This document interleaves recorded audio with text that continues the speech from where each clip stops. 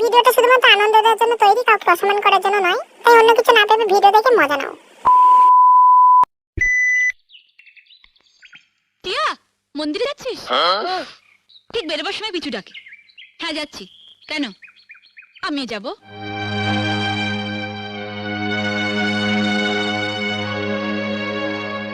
এইভাবে যাবে? এই পোশাকে? লোকে ভাববে চৌধুরী বাড়ির বউ আর ঝি যাচ্ছে। মানে আমার এই শাড়িটার দাম 2000 টাকা, আর তুমি এরকম একটা সস্তার শাড়ি পরে মন্দিরে যাবে, তাও আবার আমার সাথে? তোমার মান সম্মান না থাকতে পারে, কিন্তু আমার আছে। ও এই কথা। তুই দাঁড়া, আমি এক্ষুনি শাড়িটা বদলে আসছি। এটা ধর। টিয়া, আমি রেডি।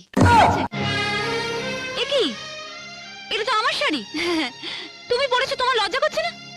বলো, দামি শাড়ি পরার যখন অতই শখ, নিজের বরকে বলো না কিনে দিতে। সে মূলত নেই।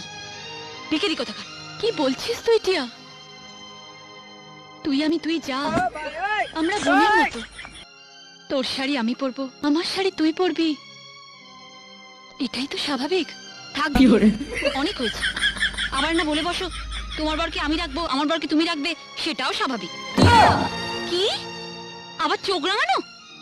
খোলো, খোলো বলছি আমার শাড়ি। কি